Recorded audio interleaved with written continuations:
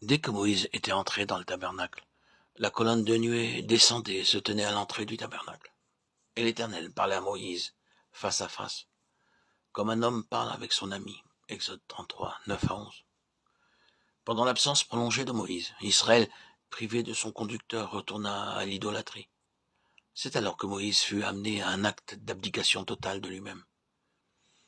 Y a-t-il quelque rapport entre ceci et la manière dont Dieu communiqua avec lui par la suite? Nous ne savons, mais c'est après cet événement qu'il nous est dit que Moïse parlait à Dieu face à face comme un homme parle avec son ami. Moïse ne revenait pas au camp.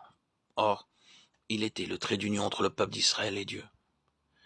Les Israélites n'avaient pas oublié les coutumes égyptiennes, ni les symboles représentant les dieux que le peuple adorait. Il leur fallait aussi une représentation visible de la divinité. Fais-nous des dieux qui marchent devant nous, ordonne-t-il à Aaron. Effrayé, manquant de courage, Aaron céda et obéit. Sur la montagne, Dieu avertit Moïse de ce qui se passait au camp, et il ajouta, « Laisse-moi, que je les consume, et je ferai de toi une grande nation. » Exode 32, 10. Mais Moïse connaissait son Dieu. Il savait ce que pouvait la foi, et il croyait absolument en celui qui avait accompli d'étonnants miracles pour la délivrance des Israélites. Aussi, plein de hardiesse, il rappela à Dieu ses promesses. « Souviens-toi d'Abraham, d'Isaac, de Jacob, auquel tu as juré par toi-même. Je donnerai à votre postérité tout ce pays. » Plaidoyer sublime. Et Moïse prévalut. L'Éternel avait dit à Moïse, « Je ferai de toi une grande nation, la gloire aux dépens d'Israël. » Moïse avait refusé son but. C'était de conduire les Israélites jusqu'au pays de la promesse. Il avait déjà tellement plaidé, tellement souffert pour eux. Et son ambition, sa vie, son unique désir était de les conduire jusqu'en leur héritage.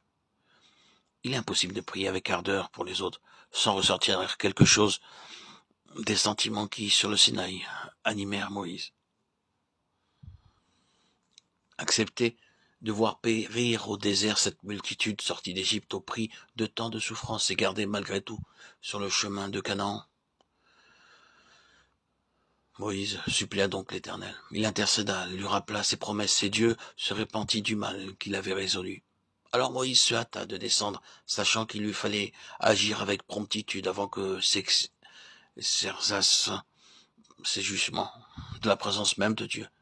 Il arriva au camp, le cœur débordant d'une sainte colère. Il prend le veau d'or, le brûle, le réduit en poudre. « Tu sais que ce peuple est porté au mal, dit Aaron à Moïse, en essayant de se justifier. Qu'importait à Moïse encore tout pénétrer de la sainteté de Dieu, en la présence duquel il s'était tenu. Il ressentait toute l'horreur, toute la honte du péché d'Israël. Et il ne pouvait admettre aucune excuse. Quelle journée terrible, douloureuse ce fut pour lui. Et quelle nuit s'ensuivit. Moïse reprend en pensée tous les éléments de la situation et décide de retourner vers Dieu afin d'intercéder pour le peuple.